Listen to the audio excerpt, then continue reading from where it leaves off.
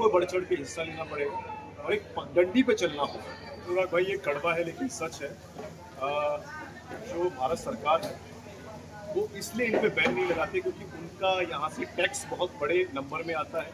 उनका हर महीने बड़ा कमीशन सेट होता है अधिकारियों का, वहाँ से लाखों रुपए का, तो वो चाहकर भी उस पर कार्रवाई नहीं कर। वो देवता जो है वो गौ माता में विराजमान है। आज स्थिति ये हो चुकी है, मैंने फिर बोलूंगा कि हाथी के दांत खाने के कुछ और दिखाने के कुछ और नजर आते हैं। ये लोग जो हिंदू हिंदू चिल्लाते हैं, आपको मैं बता देता हूँ, हिंदू लोगों की बीफ की फैक्ट्रियां चल रही है भारत के अंदर। क्यों, नमस्कार, मैं अनुराग तिवारी आप सबके साथ। आज हमारे साथ पुष्कर शर्मा जी हैं, जो एक संस्था है उसके अध्यक्ष है, जो कि नोएडा में इस समय बढ़ चढ़ के हिस्सा ले रहे हैं। हालांकि तमाम संस्थाएं जो कि कार्य कर रही हैं, लेकिन इनसे आज मुलाकात कराने का जो तात्पर्य है मेरा, पहले तो आपको बता दूं, ये नोएडा के विकास के लिए अद्भुत कार्य करते हैं। आइए इन्हीं से हम जानते हैं और इन्हीं से मैं बात करने का प्रयास करूंगा। क्या नाम हुआ? मेरा नाम पुष्कर शर्मा है और मैं नवोदय संस्था का प्रेसिडेंट हूँ। नवोदय संस्था युवाओं की ऊर्जा का प्रतीक है और राष्ट्रीय प्रेम जो होता है उसको समर्पित है। और पिछले 10 वर्षों से हम लोग शहर के विकास में अपना योगदान देते हुए आ रहे हैं और तमाम साथियों का सहयोग रहता है। और ये कारवा की शुरुआत जब हुई थी तो बहुत छोटा था, लेकिन आज लाखों युवा इस कारवा से जुड़ रहे हैं और भी अनेकों कार्यों में हम लोग अपने आप को संलिप्त रखते हैं। जैसे कि पिछली बार देखा गया है कि 15 अगस्त के आपके द्वारा जो आपकी पूरी टीम थी, उनके अलावा अतिरिक्त जो आपको उसमें की मेन 2000 मीटर लंबा तिरंगा रैली निकली गई थी, जिसमें विश्व रिकॉर्ड बनाया गया 2000 मीटर तिरंगा रैली पे। इस बारे में आप क्या कहेंगे, जो कि आपकी कैसी तैयारी रही और कैसे लोगों का सहयोग मिलता है?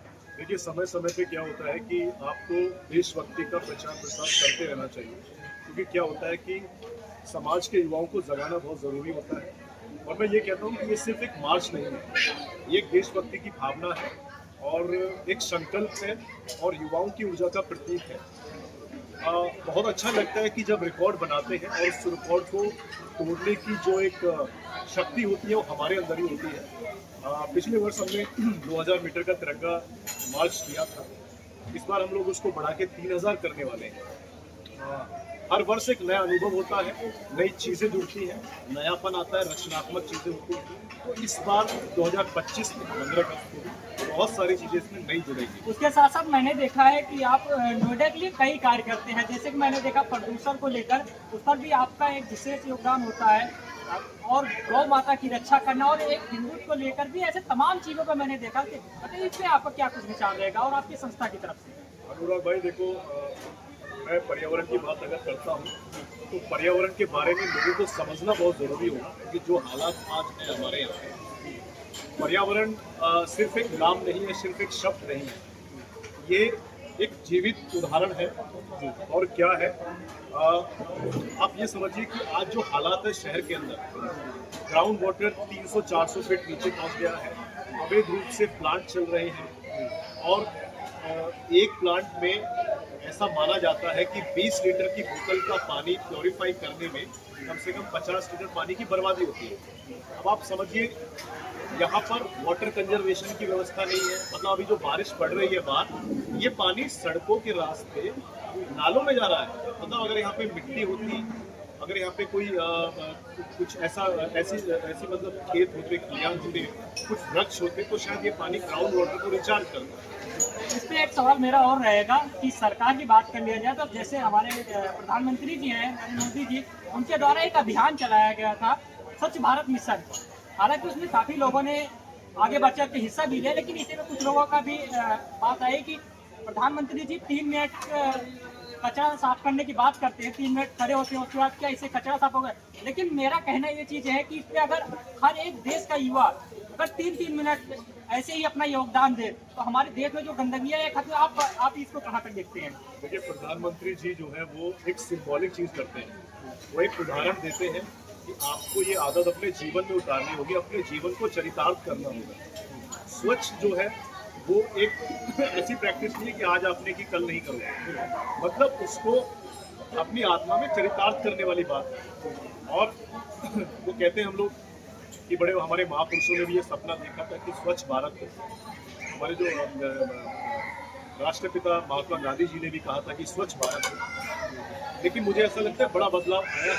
अगर मैं बात करता हूँ 2014 से पहले की और 2014 के बाद की, आप देखेंगे अब जो एक व्यवस्था है सफाई को लेके वो बहुत सुधरी है।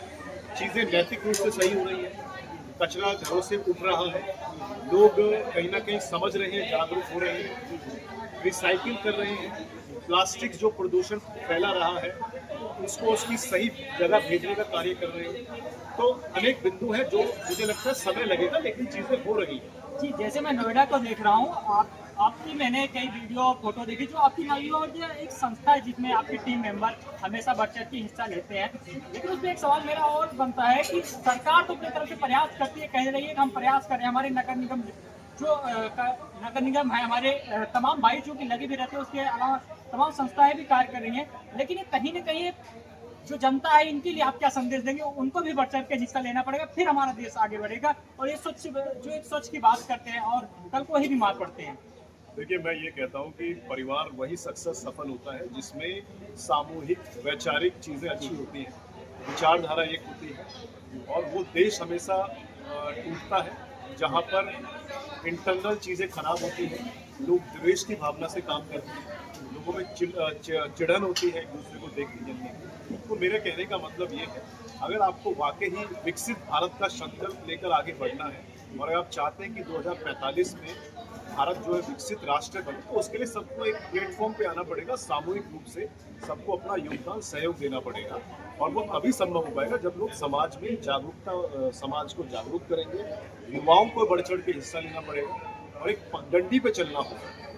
नगर निगम सफाई की बार बार प्रयास करता है, सफाई को करता है, लेकिन मैं एक चीज नोटिस कर रहा हूँ, ये पॉलीथीन के कारण नालियाँ जाम हो जाती हैं और आए दिन हमें और आपको ही परेशानियों का सामना करना पड़ता है। ये लोग क्यों नहीं समझते और इस पर सरकार बैन क्यों नहीं लगाती है? कहती है हम बैन लगा रहे हैं, उसके बाद भी ये पूर्ण नहीं होते, इस पर क्या विचार है?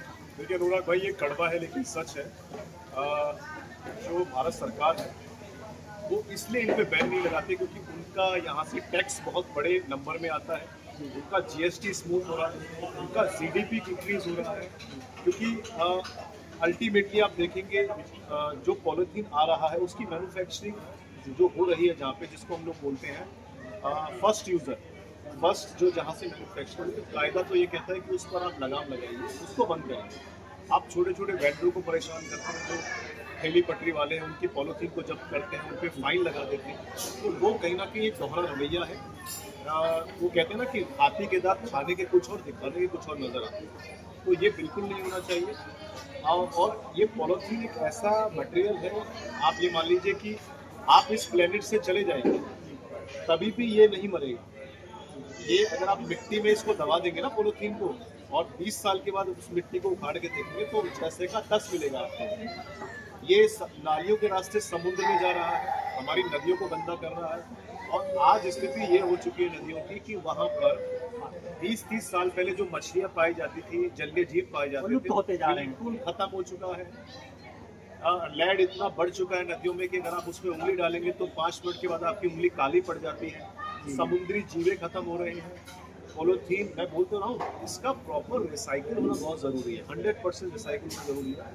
सरकार का 2016 का वेस्ट मैनेजमेंट अधिनियम आया था, उसके तहत ये लोग काम करें। उसमें साफ लिखा हुआ है कि अगर 5000 स्क्वायर वर्ग मीटर। अच्छा, इस पे कहा ना सरकार की लापरवाही हो जाती है, सरकार तो आदेश कर देती है लेकिन ये कैसे बीच में लापरवाही हो जाती है, इसका जिम्मेदार कौन होता है? इसका मैं वही बताने की कोशिश कर रहा हूँ। इसका जहाँ से ये चीज़ें ऑपरेट हो रही हैं वहाँ पे पॉलिसी तो इन लोगों ने इम्प्लीमेंट कर दी है, लेकिन उसको ग्राउंड पे नहीं क्रियान्वित किया जा रहा है। और क्रियान्वित करने वाले जो लोग हैं वो, उनके जो नसों में और उनके खून में जो भ्रष्टाचार उत्पन्न हो चुका है, वो एक बड़ा कारण है कि अपने स्वार्थ नीति की वजह से वो इस चीज़ को इम्प्लीमेंट नहीं कर रहे हैं।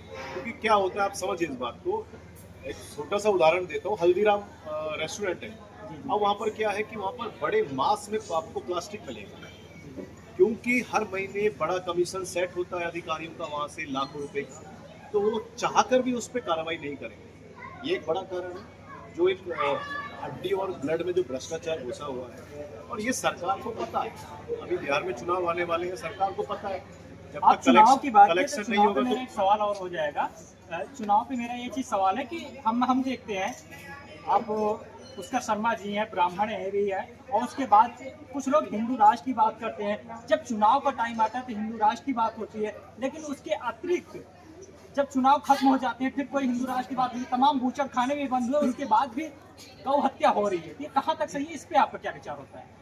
देखिए, हमेशा जो हमारा देश रहा है इसने गौ माता को वो स्थान दिया है, देवताओं से भी ऊपर गौ माता को रखा है। और हम लोग कहते हैं कि 33 करोड़ देवता जो है वो गौ माता में विराजमान है। आज स्थिति ये हो चुकी है, मैंने फिर बोलूंगा कि हाथी के दांत खाने के कुछ और दिखाने के कुछ और नजर आते हैं। ये लोग जो हिंदू हिंदू चिल्लाते हैं, आपको मैं बता देता हूँ, हिंदू लोगों की बीफ की फैक्ट्रियाँ चल रही हैं भारत के अंदर। मैं उंगलियों पे नाम गिना देता हूँ, सुनील कपूर, कपिल वर्मा, ठीक है, मनोज सोलंकी, प्रताप राणा, ठीक है, अखिलेश प्रताप, ये 5-6 नाम है और इससे भी बड़ी फहरिस्त है जिनकी कंपनियां फैक्ट्री चल रही है और नामकरण जो रखा है मुस्लिमों के नाम से कर रखा है। AI अल कबीर है, उसका सुनील कपूर मालिक है, और संगीत सोम का उसमें पार्टनरशिप थी। अरे जो लाखों करोड़ों का बीफ का व्यापार आप कर रहे हैं, निर्यात कर रहे हैं, कहीं ना कहीं इस पे देखा हूँ कि जो गरीब है वो मारे जाते हैं, वो कुचले जाते हैं, और जो बड़े बड़े लोग हैं उनको कुछ नहीं होता है। मैंने आपको पहले भी बोला था, सरकार का जो टैक्स कलेक्शन जो हो रहा है ना, करोड़ों रुपए का जो टैक्स जाता है इन कंपनियों से जाता है।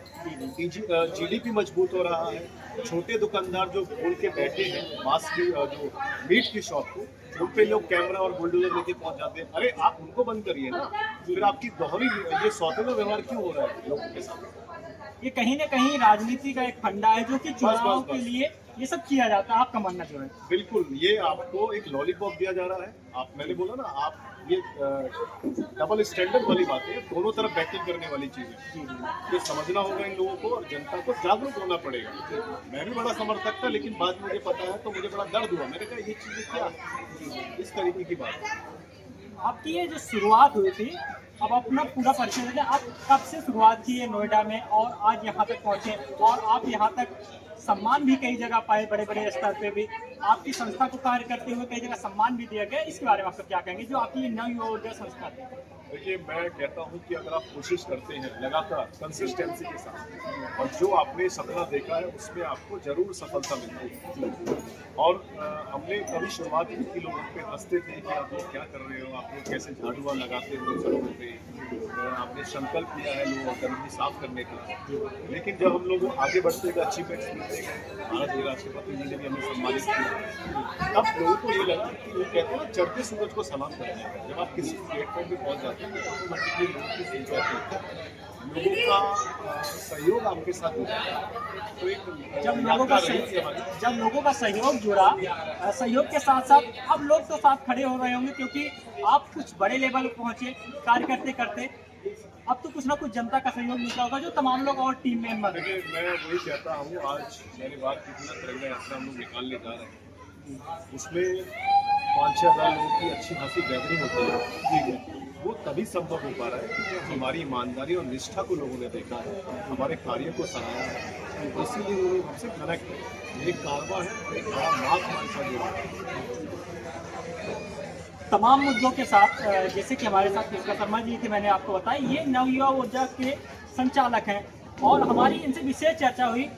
जैसे ये अपने मुख से ही बताया कि इनके तमाम कार्य हैं, जैसे कि युवाओं को जोड़ने का प्रयास किया जाए, और उसके साथ साथ फिर पर्यावरण पे इनका विशेष ध्यान देना, और तिरंगा जैसे पिछली बार निकाले थे, पहले 500 मीटर से स्टार्टिंग की, और एक देश के युवा जो है उनको आगे बढ़ चढ़ के हिस्सा लेने में इनका परम सहयोग रहता है। और इनके साथ हमारी विशेष चर्चा जो थी, आप क्या कहेंगे ये पूरे जो कार्य कर रहे हैं हमारे पुष्कर शर्मा जी, अपना राय जरूर दें कमेंट बॉक्स में। ऐसे युवाओं को क्या सरकार के द्वारा अलग से सहयोग दिया जाए, इसके बारे में आप कमेंट जरूर करें। सवाल आपसे भी है, आप क्या कैसा सहयोग करते हैं लोगों के साथ?